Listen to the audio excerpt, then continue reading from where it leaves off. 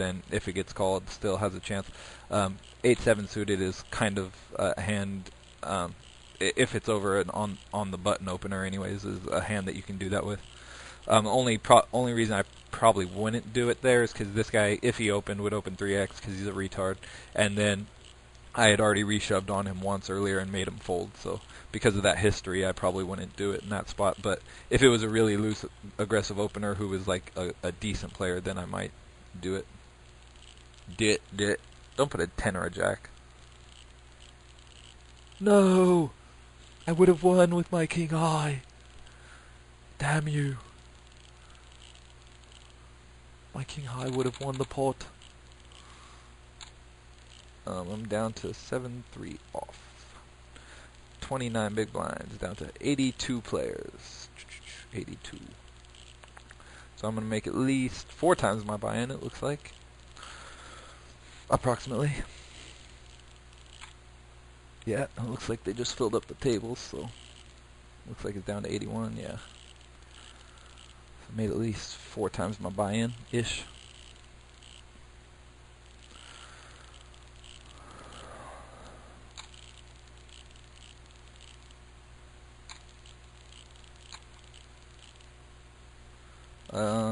I think this guy defended pre, which was bad. He's got a lot of outs now, though. Didn't hit one of them. Sick pot for this guy. Oh, no, wait, but I think he just defended. Yeah, that's probably okay. I didn't see... him and this guy were pretty deep, and I think this guy effectively, after that guy just limped all in, he just raised from the small blind. So defending Jack-10 suited is pretty standard, I guess. We have to fold that, clearly. Nearly and clearly, as you can see, Siri.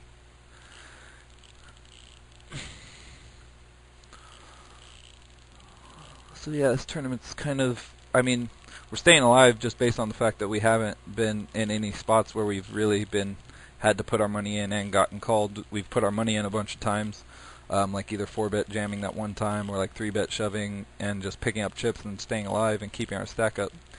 But just haven't actually won or been in a flip and won or in a long time. Just been steadily building. And of course, like eventually I'll have to get my money in and get called and win something. But generally, the way that I'm playing is what you would like to have happen, where it's risk-free, like building of your stack. But at the same time, when you have a hand that's, possibly could be dominating someone, you would like to get action with it.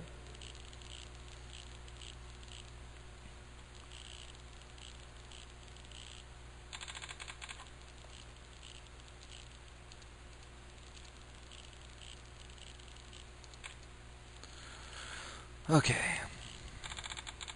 Let's see what we can do. Won't be able to do much with this here unless I wanted to bluff someone.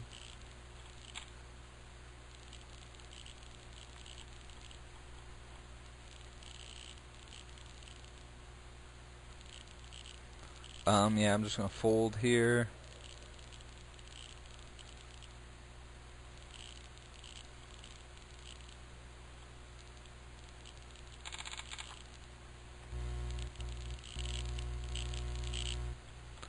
Okay, and I got the 4 and the 3 off. So sick. I mean, this guy has 12 behind, so he's got like 13 total. Even with him being extremely tight, I think I probably should fold the bottom like 5% of hands, which 4-3 off certainly is, unfortunately. God, please raise this button. Please raise.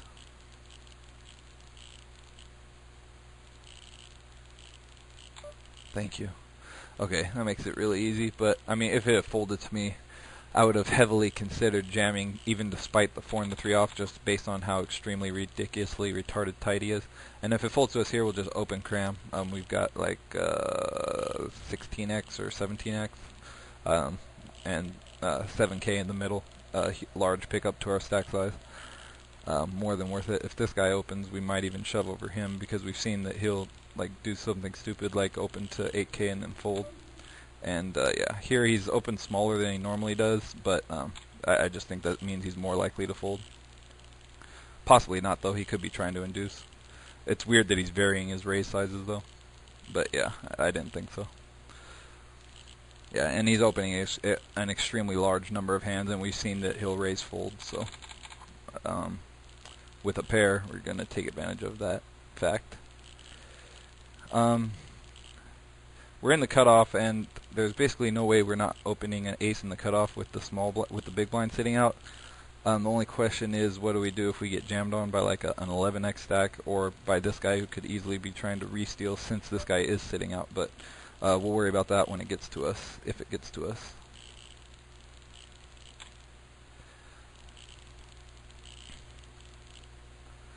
Now, he's probably going to reshove a lot wider than he normally would. I think with ace deuce we just have to raise fold anyways. Especially on his stack size. He only risks like a third of his stack to reshove here.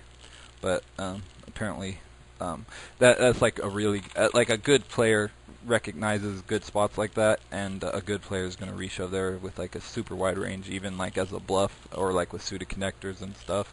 And if you're on the other end of that, if you're this guy sitting here, you should seriously contemplate reshoving an extremely wide range against my cutoff open there, because I'll be opening extremely wide, especially with that guy sitting out, and I won't be able to call with most of what I've opened with. So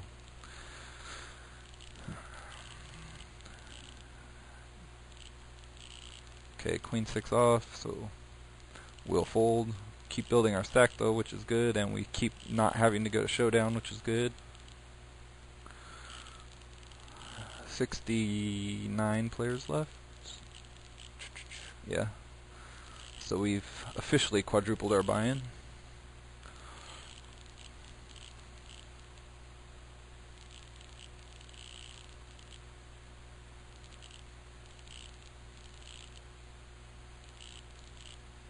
See, I've got 181k, and I need 200k, and then I get $3,400.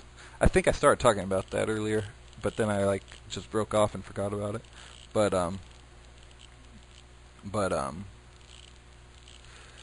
yeah.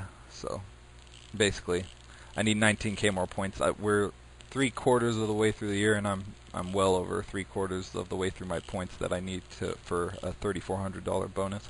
But once I get to 200k, I get basically a free $3,400. So that'll be nice. It's really just rake back, and it's based on the fact that I've paid a crap load in rake, obviously, but it's money that they don't have to give back, really. I would still play even if I wasn't getting the rake back, so it feels like found money, even though it's kind of just, you know, it's just like a proportion of what you've given to them already, but a very small proportion at that. But but still, $3,400 that you didn't otherwise have is a nice amount of money. But yeah, actually, I still have 4 months left. Yeah, I'll be raised folding this. Or God, I don't know what I'm gonna do against this guy. Yeah, with him having 12 and the whole table being behind me, I think I have to fold that. Pretty gross as it is. If against the same guy, if I'm like in the big blind and I have ace-10 suited, I'm much more likely to call, obviously, because I'm closing the action and I don't have anyone else to worry about. But with the whole table behind, I think that's a fold. Even though he's shoving a pretty wide range there, and ace-10 suited is either ahead of it or not far behind it. You know, it's probably the right price against it. But if you combine the likelihood that someone picks up a hand over here, then I think it's a fold. Unfortunately.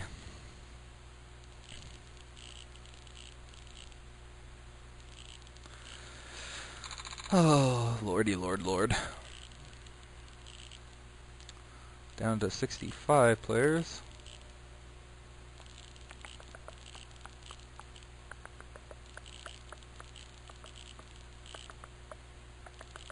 So I got 70k. I think I'm well below average. Oh yeah, average is all the way up to 100k. But obviously, if we double up, or even if we just win a pretty good, you know, like 13 big blind pot against someone, then we're going to be up to average or something. So we're not fretting at all yet.